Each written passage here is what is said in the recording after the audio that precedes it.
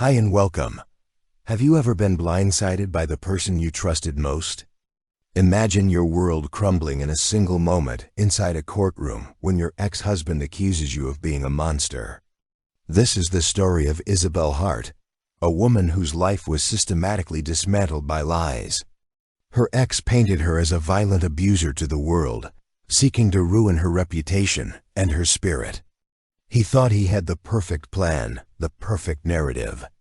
But he made one fatal miscalculation.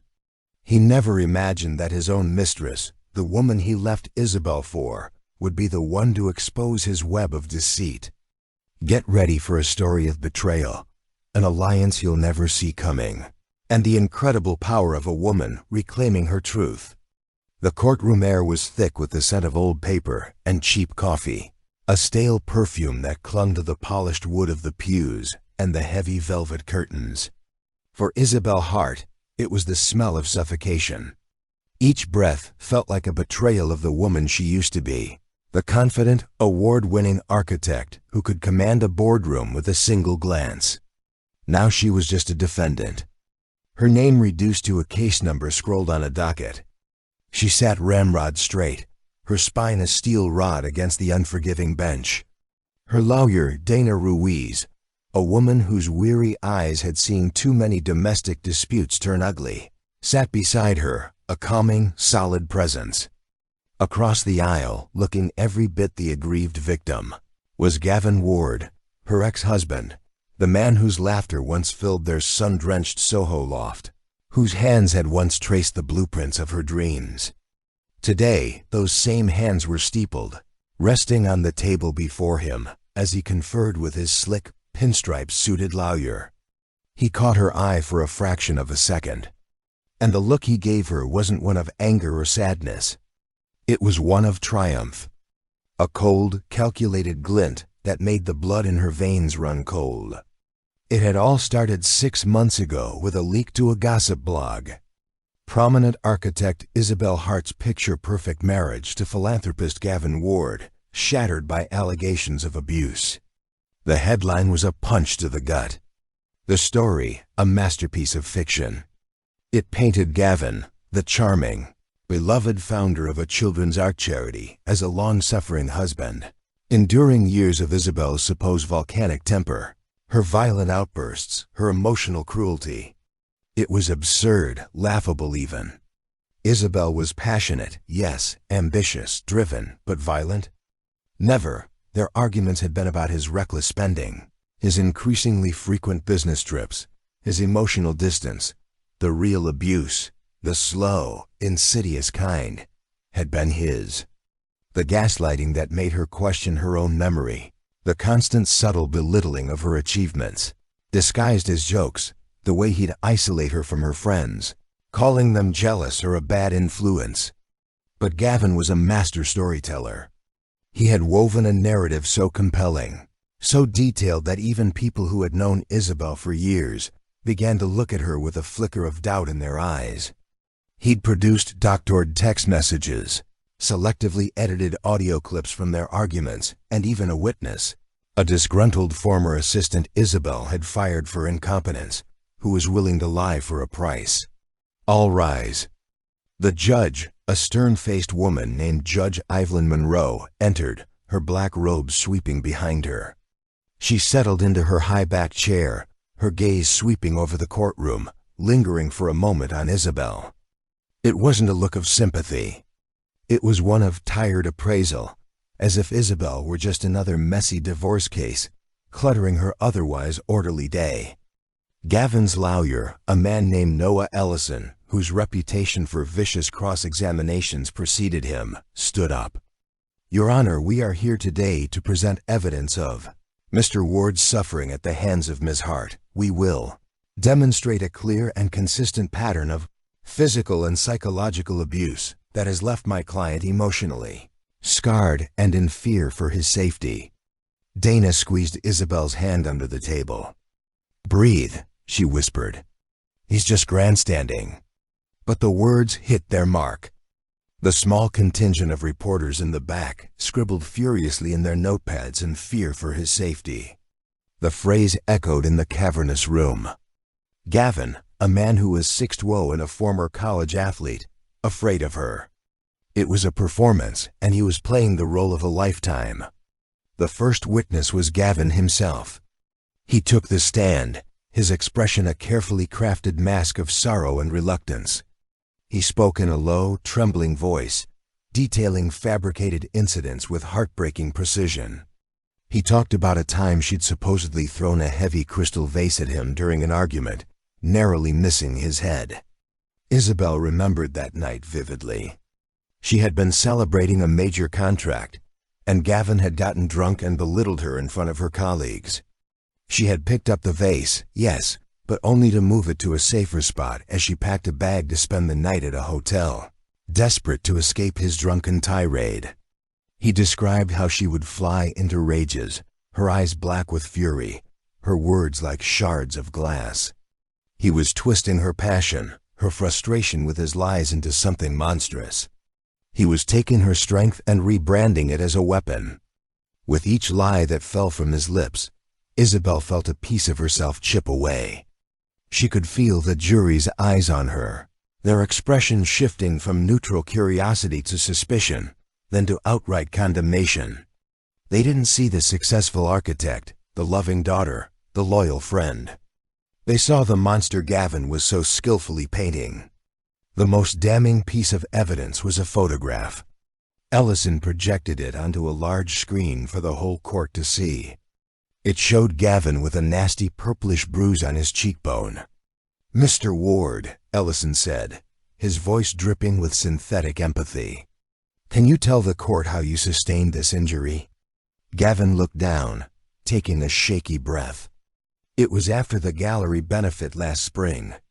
I'd mentioned that I thought one of her designs was a bit derivative. It was a stupid thing to say. I shouldn't have said it. She just snapped. She slapped me hard. Her ring caught my cheek." Isabel's breath hitched. Her ring, her grandmother's ring, a simple gold band she never took off. She remembered that night, too. Gavin had come home late, smelling of a perfume that wasn't hers. They had argued, and in her distress, she had gestured wildly, her hand accidentally brushing his face as she turned away. She had apologized immediately, horrified. He had laughed it off, told her it was nothing. Now he was using that accidental, insignificant moment as the cornerstone of his case. The gavel fell, signaling a recess for lunch. The sound cracked through the tension like a gunshot. Isabel felt hollowed out, a fragile shell. As people filed out, a reporter shoved a microphone in her face. "Miss Hart, do you have any comment on Mr. Ward's testimony?" She couldn't speak. The words were lodged in her throat, choked by a rising tide of despair. Dana shielded her, guiding her towards a side exit. As they pushed through the doors into the relative quiet of the hallway, Isabel's legs finally gave out. She slumped against the cool marble wall, the fight draining out of her. "I can't do this, Dana," she whispered, her voice cracking. "He's going to win. He's going to destroy me." Dana knelt beside her, her expression firm. "Listen to me, Isabel. This is what he wants. He wants you to break. We knew this would be ugly, but it's just his side of the story. Our turn is coming. You are not a monster. We just have to prove it." But as Isabel looked back at the closed courtroom doors, she could almost feel Gavin's smug satisfaction seeping through the wood. He had set the stage, told his story, and the world was listening, and she was utterly, terrifyingly alone. The days following the initial hearing bled into a gray, featureless landscape of anxiety. The world that had once felt so vibrant and full of promise had shrunk to the four walls of Isabel's new sterile apartment. It was a place she'd chosen for its anonymity and its state-of-the-art security system, but it felt more like a prison than a sanctuary. The floor-to-ceiling windows that should have offered a stunning view of the city skyline only seemed to reflect her own isolation. The whispers started almost immediately. A text from a client politely postponing a major project indefinitely. An invitation to a charity gala that was rescinded with a flimsy excuse about rescheduling. Her oldest friend Tara, who had been her maid of honor, now answered her calls with a strained, hesitant tone. "I just think maybe you should lay low for a while." "Belle," Tara had said, her voice thin over the phone. "You know how people talk. This is all just so messy." Messy? That was the word everyone used. It was a polite euphemism for toxic, for damaged goods. Isabel Hart, the brilliant architect, was now messy. Her name, once a symbol of innovation and success, was now inextricably linked to a scandal. She would Google herself in moments of weakness, a masochistic ritual that always ended in tears. The headlines were brutal, the comment sections a cesspool of vitriol. "She has crazy eyes. I always knew there was something off about her. Typical career woman, probably too busy climbing the corporate ladder to be a decent human being." I believe him. Men can be victims too. Just as for Gavin, the hashtag felt like a physical blow. Gavin, ever the marketing genius, had cultivated his victimhood with chilling expertise. His social media was a curated gallery of sorrow. Photos of him looking pensive, walking alone on a beach. Vague inspirational quotes about survival and finding the light after darkness. He never mentioned her by name, of course. He didn't have to. The narrative was set, and he was its tragic hero. Meanwhile, glimpses of his new life would occasionally pierce through Isabel's self-imposed isolation. A paparazzi photo of him leaving a trendy restaurant, his arm draped possessively around a stunning young woman. Her name was Sophie Lang. She was an art curator, 20-some, with wide doe-like eyes and a cascade of honey blonde hair. The articles called her Gavin's new love, the woman who was helping him heal. Isabel looked at Sophie's face and felt a bitter cocktail of envy and pity. She was the replacement, the upgrade, the woman who was getting the charming public version of Gavin, while Isabel was left with the wreckage of the man he was in private. She probably believed his lies, too. She probably saw Isabel as the crazy ex-wife, the monster from Gavin's bedtime stories. One evening, Dana came over to the apartment carrying 2 large containers of Thai food and a bottle of wine. She found Isabel sitting on the floor surrounded by old photo albums. Her face stir with tears. "This is a bad idea," Dana said gently, nudging an album with her foot. It was open to a picture of Isabel and Gavin on their honeymoon in Bali, their faces glowing with happiness. It felt like a photo of 2 strangers. "I'm trying to find something." "Anything," Isabel said, her voice. "Proof. Something to show he's lying." "We have your testimony, Isabel. We have character witnesses." "Who?" "Tara, who can barely look at me. My old assistant, who he paid off. My parents, who he'll paint as biased. Dana, his story is perfect. It's a seamless fabrication. Every lie is built on a kernel of truth. He's twisted into something unrecognizable." Dana sighed, sinking onto the sofa. She opened the wine, pouring them both a generous glass. "His perfection is his weakness. Isabel, people aren't perfect. Their stories aren't seamless. Noah Ellison is a shark, but he's an arrogant one. He thinks he has this in the bag. We just need one crack, one inconsistency." They spent the evening combing through old emails, text messages, and journal entries. It was a painful archaeological dig through the ruins of her marriage. They found plenty of evidence of Gavin's gaslighting, his financial manipulation, his emotional neglect, but nothing that directly contradicted his claims of physical abuse. He had been too clever for that. He had laid the groundwork for this for years, isolating her, chipping away at her confidence, making her feel like she was the unstable one. "It's no use," Isabel said finally, pushing a stack of papers away. "He's thought of everything." "We're not done yet," Dana insisted, though her own voice lacked its usual conviction. That night, Isabel couldn't sleep. The city lights outside her window seemed to mock her, a glittering testament to a world she was no longer a part of. She felt like a ghost haunting the edges of her own life. Her ambition, once a roaring fire, had been reduced to a pile of cold ashes. Gavin hadn't just taken her reputation. He had taken her very sense of self.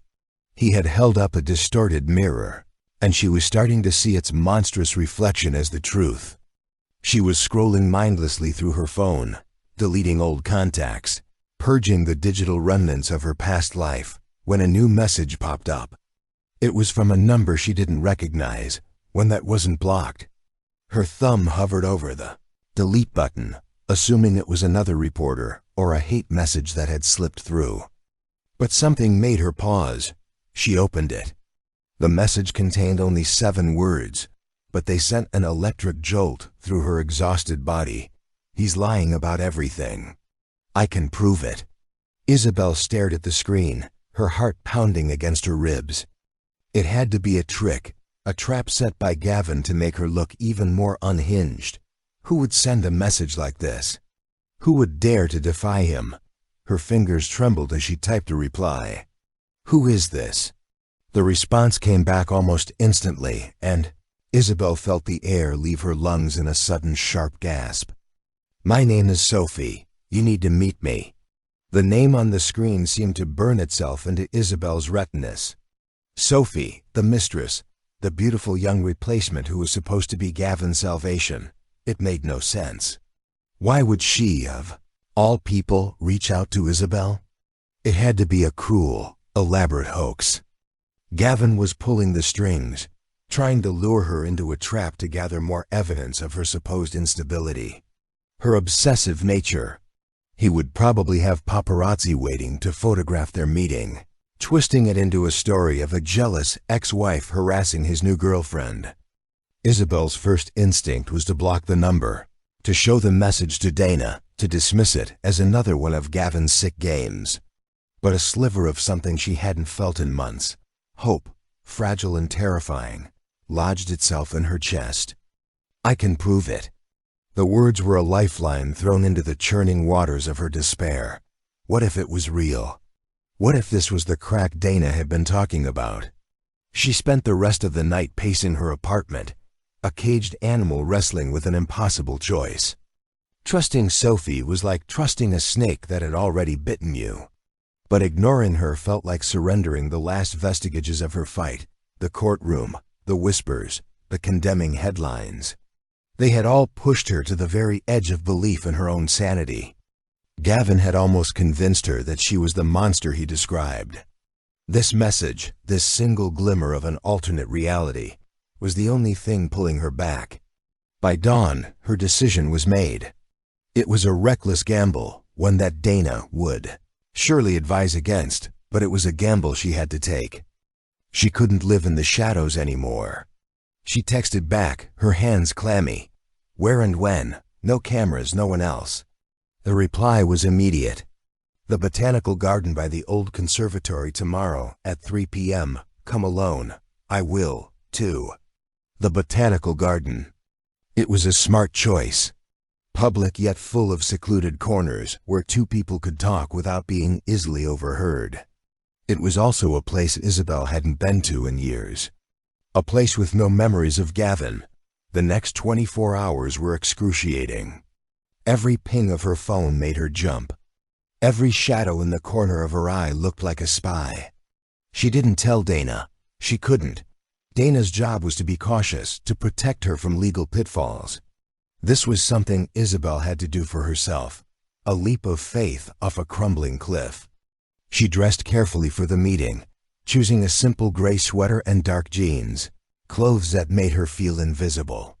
She pulled her dark hair back into a simple ponytail and wore no makeup. She wanted to look like herself, not the caricature Gavin had created. The air in the botanical garden was cool and damp, fragrant with the smell of earth and blooming roses. It was a world away from the sterile courtroom and her suffocating apartment. For a moment, she felt a sense of peace. She walked down a winding, stone path, her boots crunching on the gravel, her senses on high alert.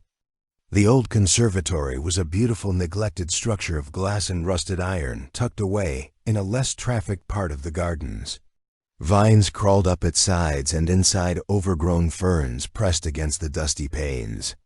And there, sitting on a weathered stone bench near the entrance, was Sophie Lang. She was even more striking in person. She wore a simple trench coat. Her blonde hair pulled back, but her face was pale and drawn. The day-eyed innocence from the paparazzi photos was gone, replaced by a deep, weary anxiety that Isabel recognized instantly. It was the look of a woman walking on eggshells. Sophie stood up as Isabel approached, clutching her purse to her chest like a shield. She looked terrified.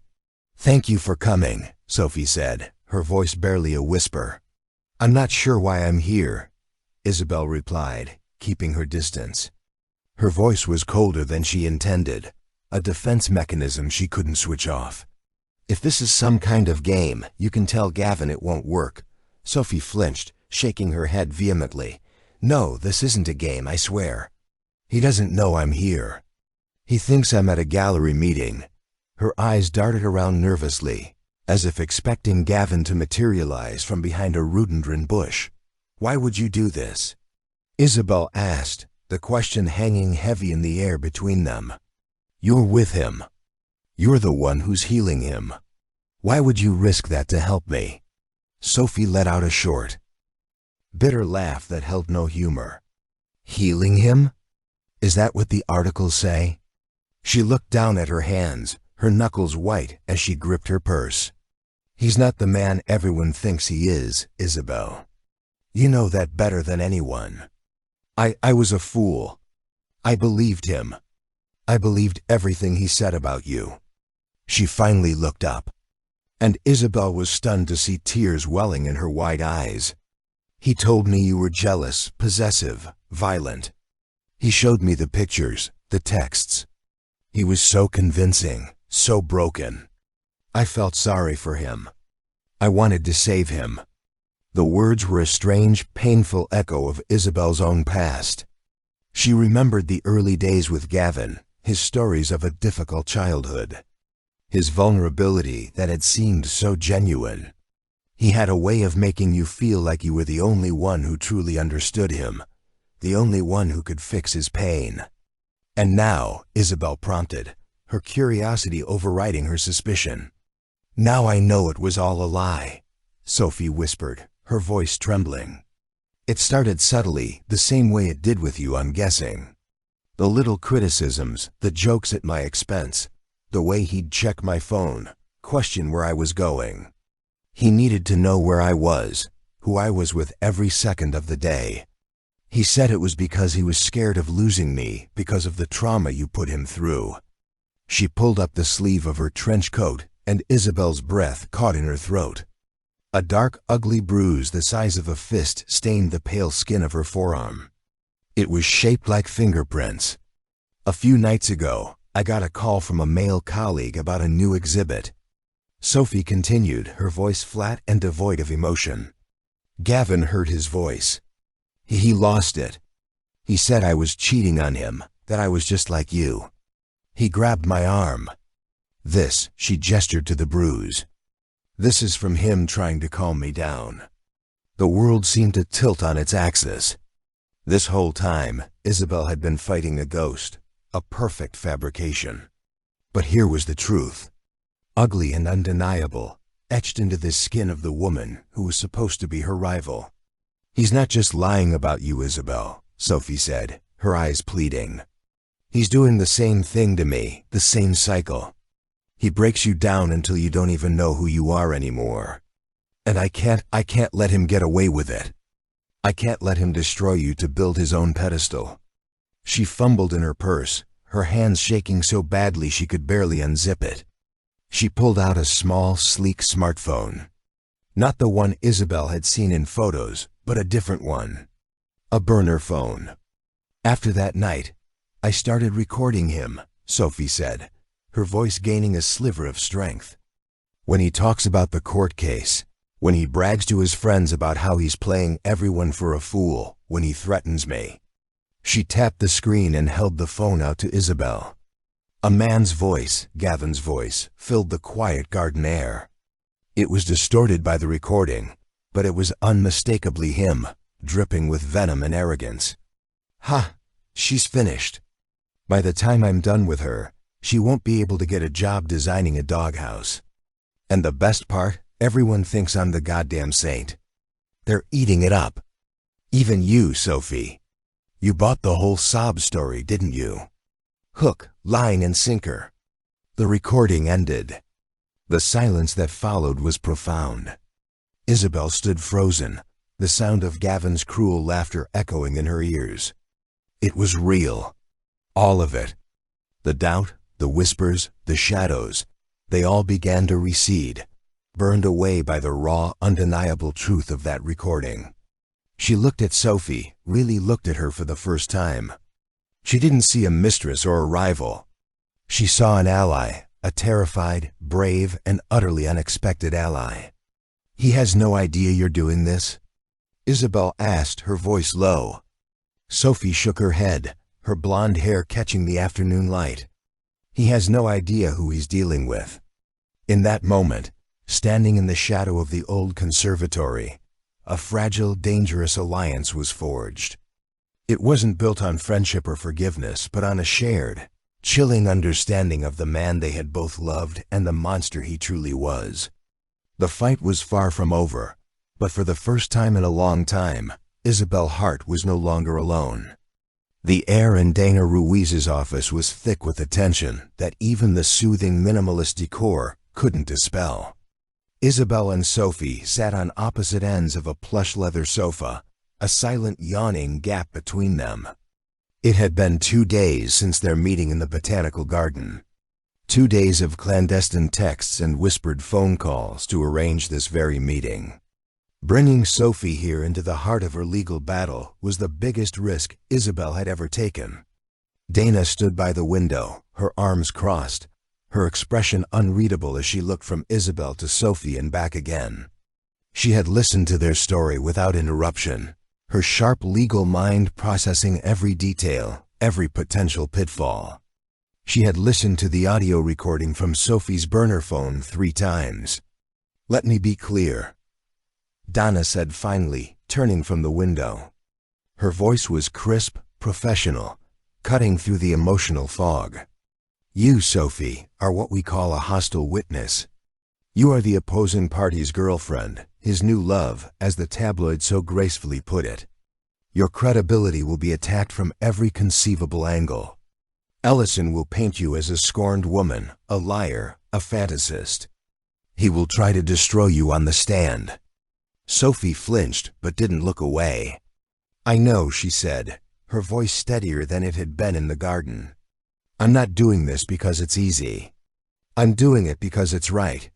What he's doing to Isabel. It's what he was starting to do to me. If I don't stop him, he'll just do it to someone else after I'm gone."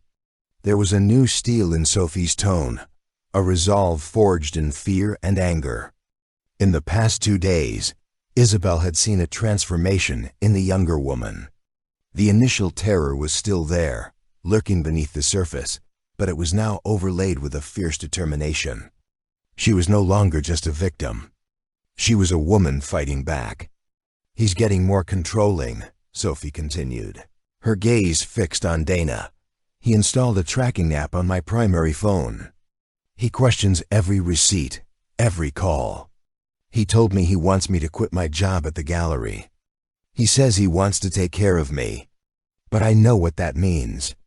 It means he wants to isolate me, to own me." Isabel felt a cold chill of recognition. It was the exact same playbook Gavin had used on her. It had started with grand romantic gestures, suggesting she cut back her hours to enjoy life, offering to handle all their finances so she wouldn't have to worry her pretty little head. At the time, she had mistaken his control for care.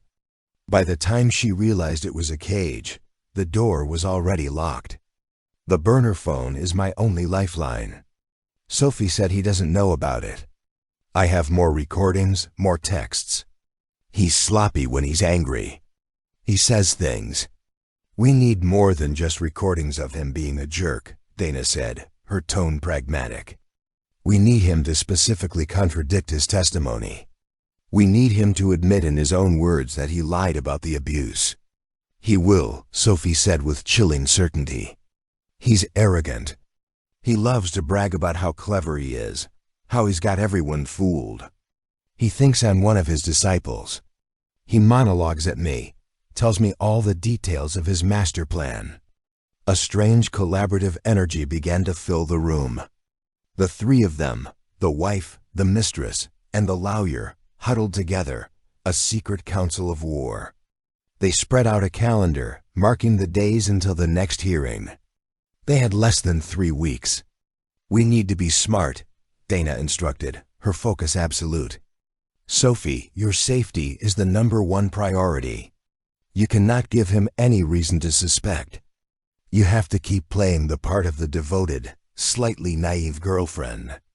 I can do that, Sophie said, though a shadow of fear crossed her face. I've been doing it for months, Isabel. Donna turned to her. You need to disappear. No more Googling yourself. No more sad phone calls to friends. We need to project an image of serene confidence. Let the world think you're unbothered. It will drive him crazy. The plan was simple in its concept, but terrifyingly complex in its execution. Sophie would continue to be their inside source, a spy in the enemy camp. She would use her proximity to Gavin to carefully bait him, to get him to talk about the case, to brag about his lies, all while recording him on her secret phone. Isabel and Dana would use the information she gathered to build their counter-narrative piece by piece. The first few days of their alliance were a masterclass in subterfuge. Sophie would send coded text messages. Thinking of painting the living room might mean she had a new recording. Running low on milk was a signal that Gavin was in a volatile mood and she needed to lay low. They would meet in secret, never in the same place twice. A quiet corner of a library, a noisy coffee shop, once even in the back of a darkened movie theater. During these clandestine meetings, Sophie would pass Isabel a micro SD card from the burner phone, her hand brushing Isabel's in a fleeting conspiratorial touch. Listening to the recordings was torturous for Isabel. She had to hear the man she once loved, his voice full of smug satisfaction, detailing the methodical destruction of her life. The bruise photo was a stroke of genius, wasn't it? His voice crackled from the tiny speaker of Donna's laptop. Ellison wanted something visual, something the jury could latch on to. I just enhanced the color a little in Photoshop. Made it look angrier. People believe what they see, baby. They don't believe in the nuances. In another recording, he laughed about turning Isabel's assistant against her. Nicole was easy. A little cash, a promise of a good reference. She'd have said Isabel was a satanic cult leader if I'd asked her to. People are so predictable.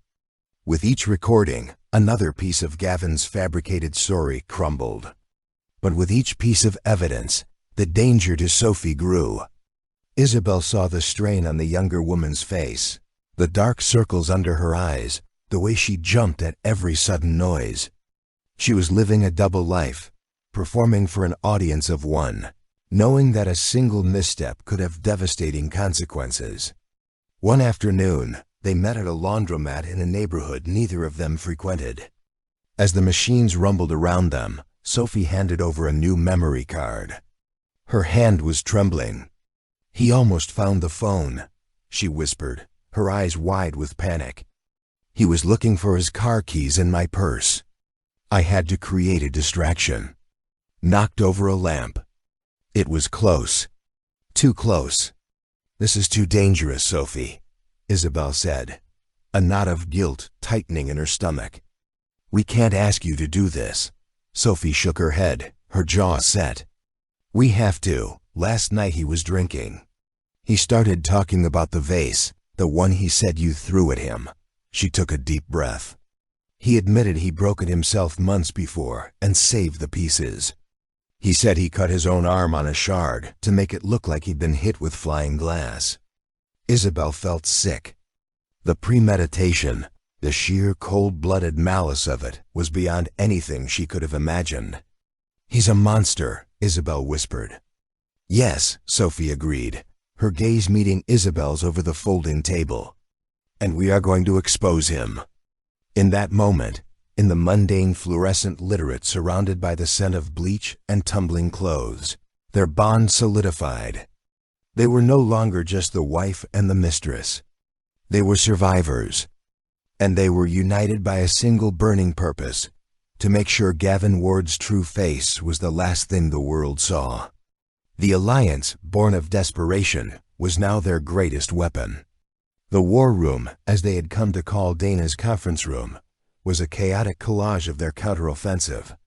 A large whiteboard was covered in a web of connections, timelines, and quotes transcribed from Sophie's recordings. Sticky notes in different colors represented different pieces of evidence: yellow for financial deceit, pink for verbal threats, blue for direct contradictions to his court testimony. It was the anatomy of a lie dissected and laid bare. Their strategy sessions became a ritual. Isabel, with her architect's mind for structure and detail, would organize the information, creating clear, linear narratives.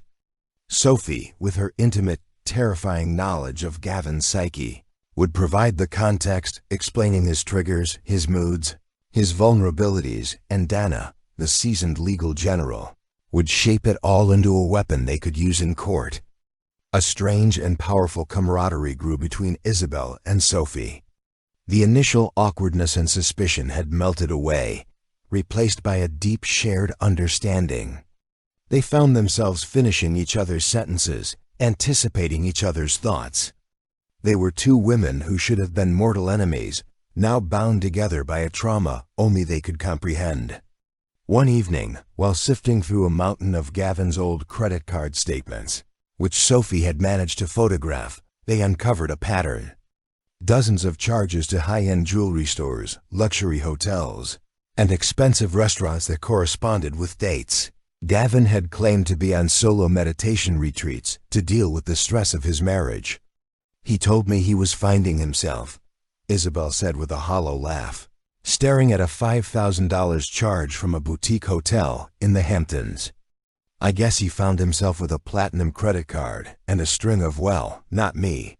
He was cheating on you long before he met me," Sophie said softly, pointing to a charge from 2 years prior. "I didn't even live in New York then. He told me you were his one and only, that he'd never even looked at another woman until the marriage became unbearable." The discovery wasn't just about infidelity. It was about the foundation of his narrative. He had painted himself as a devoted husband, driven away by an abusive wife. The statements proved he was a serial philanderer who had been building his escape route for years. To flesh out their case, they began to delve into their own memories, forcing themselves to relive moments they had long tried to forget. These sessions were the most difficult. They would sit in Dana's office, the city lights twinkling outside, and share their stories. It was a painful, cathartic process of validation. Isabel spoke of the suggestion box. It had started as a joke, a little wooden box Gavin had bought for her desk, but he began to fill it with anonymous-looking notes typed and printed. "You'd be more successful if you were less aggressive. Maybe try smiling more in meetings. That dress isn't very flattering." He claimed he was just giving her constructive feedback, helping her improve. In reality, he was systematically eroding her confidence, one paper cut at a time. As Isabel told the story, she saw Sophie's face go pale. Sophie reached into her purse and pulled out a folded piece of paper. She smoothed it out on the table. It was a typed note. "A curator should be mysterious, not loud. Try to cultivate a quieter presence." "He put it in my coat pocket last week," Sophie whispered. "He said he was just trying to help my career." The shared experience was chilling. It was proof of his deeply ingrained pattern, a script he used on any woman who threatened to outshine him. Sophie, in turn, shared the story of her birthday. Gavin had thrown her a lavish surprise party, inviting all her friends and colleagues from the art world. It seemed like a wonderfully romantic gesture, but throughout the night, he had followed her around, whispering critiques in her ear. "You're talking to that gallery owner for too long. It looks desperate. Don't drink so much. You're getting flushed. Why are you talking about your own work? Let them ask you questions." By the end of the night, she felt so anxious and self-conscious that she feigned a migraine and locked herself in the bathroom crying. Gavin later told their friends she had a bout of social anxiety and he had to take care of her. He had turned his sabotage into an act of heroism. "He did the same thing to me at the AO Awards ceremony," Isabel said, her voice barely audible. "The night I won the biggest award of my career. He told me my speech was a little self-congratulatory and that I hadn't thanked him enough. He made my greatest professional triumph feel like a personal failure." Dana listened to it all, her pen flying across her legal pad. "This is coercive control," she stated, her voice firm. "It's a pattern of behavior designed to intimidate, isolate, and control. It's harder to prove than a punch in the face. But with both of your testimonies showing the exact same pattern, it becomes a powerful narrative. We're not just refuting his lies anymore. We're showing the court who the real abuser is." Their case was becoming stronger every day. They had the recordings of Gavin admitting to faking evidence. They had the financial records proving his infidelity. And now they had the parallel testimonies of two women detailing an identical, insidious pattern of psychological abuse. The whiteboard in the conference room was no longer just a web of lies. It was a tapestry of truth. Each sticky note, each transcribed quote, each credit card statement was a thread. And together, Isabel and Sophie were weaving them into a net they planned to drop on Gavin Ward in the middle of the courtroom for the entire world to see. The only question was whether they could hold it together long enough and whether Sophie could survive in the lion's den until it was time to strike. As the court date loomed, a palpable sense of dread began to permeate their secret alliance. The closer they got to exposing Gavin, the more erratic and dangerous he became. The noose was tightening, but it felt as though around all three of their necks. Gavin could sense a shift. He didn't know what it was, but Isabel's newfound silence was unnerving him. He had expected her to lash out, to feed the media frenzy with angry denials to prove his narrative correct. Instead, there was nothing, just a dignified, impenetrable quiet. Paparazzi photos showed her calmly walking into her office building, a serene, almost detached expression on her face. This placid version of Isabel was a variable he hadn't accounted for, and it was making him paranoid. His paranoia inevitably was directed at Sophie. She was his sounding board, his confidant, the one person he believed was entirely under his control. Her performance had to be flawless. "She's planning something," he'd rant, pacing the floor of their immaculate apartment while Sophie sat, feigning sympathetic concern, her heart hammering against her ribs. The burner phone, tucked deep inside a sofa cushion, would be recording everything. "She's too quiet. It's not like her. That is always plotting." Sophie would murmur soothingly, "Maybe she's just given up, Gav. You've already won." Everyone can see the truth. It was a line that both placated his ego and encouraged him to brag, to reveal more of his hand.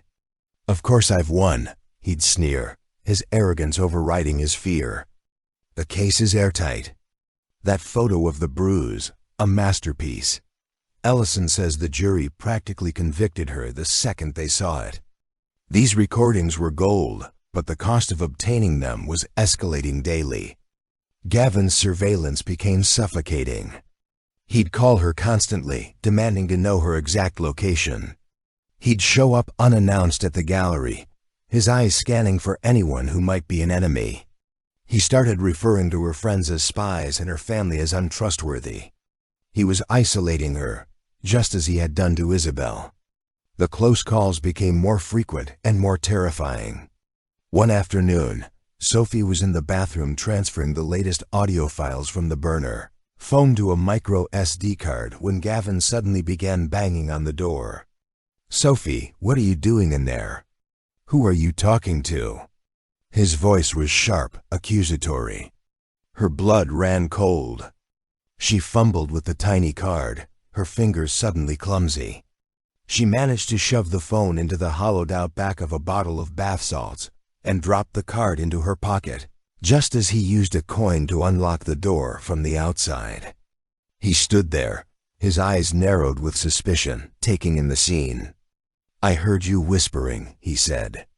"I was on the phone with my mother," she lied, her heart pounding so hard she was sure he could hear it.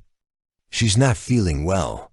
He stared at her for a long, agonizing moment, his gaze sweeping the room. He didn't believe her, but he couldn't prove otherwise. "You spend too much time talking to your mother," he said finally before turning and walking away. Sophie sank to the floor, shaking uncontrollably. She stayed there for 10 minutes, just breathing, her back pressed against the cold porcelain of the tub. The risk was becoming unbearable. She relayed the incident to Isabel and Dana during an emergency meeting in a noisy food court at the mall, the anonymity of the crowd providing a strange sort of cover. "You have to get out of there," Isabel insisted, her face pale with worry. "This has gone too far. We have enough evidence. It's not worth your life." "If I leave now, he'll know," Sophie countered, her voice low and urgent. "He'll suspect everything. He'll destroy the evidence. He'll run. All of this will have been for nothing. I have to see it through. We're too close." Dana, ever the strategist, looked grim. "She's right. If she leaves him now, we lose the element of surprise. Our entire case hinges on him being blindsided by her testimony. But Sophie, your safety is paramount. We need a contingency plan, an escape route." They spent the next hour devising one. Sophie packed a small go bag, cash, a change of clothes, her real passport, the collection of micro SD cards, and hid it at the back of her locker at the gallery. She gave Dana a key. She shared her phone's location with Isabel and Dana through a secure app on the burner phone. If she sent a code word "sunflower," they were to call the police and get her out immediately. The final week before the hearing was the worst. Gavin was a pressure cooker, and the valve was about to blow. He drank heavily every night, his mood swinging wildly from maudlin self-pity to explosive rage. Sophie felt like she was defusing a bomb. Every word, every gesture carrying the potential for detonation. The night before the hearing, he was at his most volatile. He had been drinking whiskey since 5 o'clock, and his eyes were glazed, his movements jerky. He sat across from Sophie in the dimly lit living room, swirling the amber liquid in his glass. Tomorrow, he slurred, a cruel smile playing on his lips. Tomorrow, Isabel Hart officially becomes nothing. A footnote. The crazy who thought she could be better than me. Sophie stayed silent, her hands clenched in her lap. The burner phone was recording from its hiding place inside a large potted plant. "You know, you're so much better than her," he continued, his gaze turning on Sophie. It was a look that once would have thrilled her, but now it just made her skin crawl. "You're compliant. You know your place. You understand that I am the artist. You're the canvas." He stood up and staggered towards her, grabbing her chin, forcing her to look at him. His breath was sour with whiskey. "But don't you ever think of crossing me," he whispered, his voice dropping to a menacing growl. "Because I can destroy you just as easily as I destroyed her. Do you understand me?" Sophie's survival instincts took over. She put her hand on his chest, her expression soft, adoring. "Of course, Gav, I would never cross you. I'm on your side, always." The answer seemed to satisfy him. He grunted, releasing her chin and stumbling towards the bedroom. Sophie waited until she heard him snoring before she allowed herself to breathe. She retrieved the phone from the plant, her hands shaking as she stopped the recording. It was the final piece, the ultimate proof of his malevolence, his God complex, his threats. She sent a simple text to Isabel and Dana, "I have what we need. See you tomorrow." She then deleted the message, turned off the burner phone, and sat in the darkness, waiting for the dawn. The noose was tight, but tomorrow she would be the one to pull it. The courtroom was a tinderbox of anticipation. Every seat was filled. The reporters in the back were practically vibrating with excitement, their pens poised. Gavin Ward sat beside his lawyer, Noah Ellison, looking the picture of calm confidence. He gave a small sad smile to a sympathetic-looking juror. He was in his element, the star of his own tragic play. Isabel sat beside Dana, a strange sense of serenity washing over her. The fear and anxiety of the past few months had been replaced by a cold, hard resolve. She glanced across the aisle at Gavin. He was so sure of his victory, so wrapped up in his own lies that he had no idea the world was about to be ripped out from under him. Ellison was in the middle of his closing arguments, his voice booming through the silent room. He was painting a vivid, horrifying picture of Isabel as a violent, unhinged monster. "And so we see a clear, undeniable pattern of abuse," he declared, gesturing dramatically towards Isabel. "A woman so consumed by her own ambition that she sought to destroy the man who loved her. A man whose only crime was caring too much. We ask you to look at Gavin Ward and see not just a victim, but a survivor. And we ask you to give him the justice he so richly deserves." He sat down, a smug look on his face. The room was still, the jury's eyes filled with a mixture of pity for Gavin and contempt for Isabel. "The defense calls its final witness," Dana said, her voice clear and steady. She stood and faced the judge. "We call Sophie Lang to the stand." A confused murmur rippled through the courtroom. Gavin's head snapped up, his confident smirk faltering. He looked at Ellison, who simply shrugged, equally bewildered. This was not on the witness list. This was not part of the plan. All eyes turned to the back of the courtroom as Sophie entered. She walked down the central aisle, her heels clicking, decisively on the marble floor. She was wearing a simple navy blue dress. Her hair was pulled back, her face was scrubbed clean of makeup, and her expression was one of absolute unwavering purpose. She looked directly at Gavin, and for the first time he saw her not as his compliant canvas, but as a stranger, a threat. Panic flickered in his eyes. He leaned over, whispering furiously to Ellison, who was frantically flipping through his notes. Sophie took the stand, was sworn in, and sat down, her hands folded calmly in her lap. "Miss Lang," Dana began, her voice gentle. "You are the current partner of Mr. Gavin Ward, is that correct?" "Yes," Sophie said. "And you live with him?" "Yes, Mr. Ward has testified in this court that he is a victim of abuse, that he is a man living in fear. In the time you have known him, have you found him to be a man who is fearful, timid, or easily intimidated?" Ellison shot to his feet. "Objection, relevance. The witness's opinion of Mr. Ward's character is not an issue. It is when his entire case is built on his portrayal of himself as a victim," Donna countered smoothly.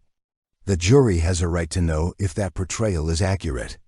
"I'll allow it," Judge Monroe said, her eyes fixed on Sophie. "Answer the question, Miss Lang." "No," Sophie said, her voice ringing with clarity. "Gavin is not timid. He is the most confident, controlling, and arrogant man I have ever met." A gasp went through the gallery. Gavin's face was turning a blotchy red.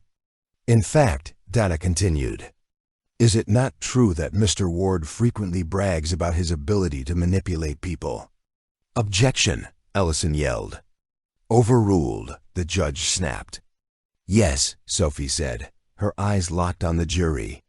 "He calls it his superpower. He's very proud of it." Donna walked towards the clerk, holding a small digital audio player. "Your Honor, I would like to play a series of audio recordings for the court. They were made by Miss Lang over the past 3 weeks." Ellison was apoplectic. "Objection." illegal recordings, invasion of privacy. We have no idea if these are authentic. The recordings were made by a party to the conversation, which is legal in this state, Dana said calmly. And we have a forensic audio expert ready to testify to their authenticity. They are recordings of Mr. Ward, in his own words, discussing this very case. The judge hesitated for a moment, then nodded to the clerk. Proceed. The first recording filled the room. It was the one from the night before. Gavin's slurred, menacing voice echoed off the wood-paneled walls. Don't you ever think of crossing me, because I can destroy you just as easily as I destroyed her. Do you understand me? The jury's head swiveled from the speakers to Gavin, whose face had gone from red to a pasty white. He looked like he was going to be sick. Dana played the next clip. It was Gavin bragging about the photoshopped bruise. I just enhanced the color a little in Photoshop. Made it look angrier. People believe what they see, baby. And the next about paying off the witness. Nicole was easy. A little cash. She'd have said Isabel was a satanic cult leader if I'd asked her to. And the final most damning one about the broken vise. And he admitted he broke it himself months before and saved the pieces. He said he cut his own arm on a shard to make it look like he'd been hit with flying glass. With each clip, another nail was hammered into the coffin of Gavin's lies. The atmosphere in the courtroom had transformed. The sympathy was gone, replaced by a palpable collective shock and disgust. When the last recording ended, a profound silence fell over the room. Dana turned back to Sophie. Miss Lang, why did you make these recordings? Why did you risk your own safety to come here today? Sophie took a deep breath and looked directly at Isabel. For a moment, it was just the two of them in the room. Two survivors. Then she turned to the jury, her voice thick with emotion, but steady as a rock. Because he was doing it to me too, she said. The lies, the control, the threats. He was isolating me, breaking me down, turning me into a person I didn't recognize. I saw my future in Isabel's past, and I knew that if I didn't do something, if I didn't speak the truth, he would just keep doing this to woman after woman. He doesn't just want to win. He wants to annihilate. I came here today because I refuse to be annihilated, and I refuse to stand by and watch him do it to anyone else. She then pulled up the sleeve of her dress, revealing the faint yellowish remnant of the bruise on her forearm. He gave me this, she said quietly. When he was calming me down, it was over. Isabel knew it. The jury knew it. Even Ellison knew it. He had slumped in his chair, his face ashen, making no move to cross-examine. Gavin Ward, the master storyteller, had finally lost control of the narrative. He sat there, exposed and pathetic, a monster unmasked, not by his enemies, but by the woman he thought he owned. The gavel fell, but this time it sounded like the tolling of a bell, signaling the end of his reign of lies. The verdict was a formality. The judge dismissed the case against Isabel with prejudice, meaning Gavin could never bring the same charges against her again. But the real consequences for Gavin were just beginning. As he tried to exit the courthouse, he was met not by adoring reporters, but by two grim-faced detectives. The district attorney, spurred by the audio evidence and Sophie's testimony, had opened an investigation into Gavin for perjury, witness tampering, and domestic assault.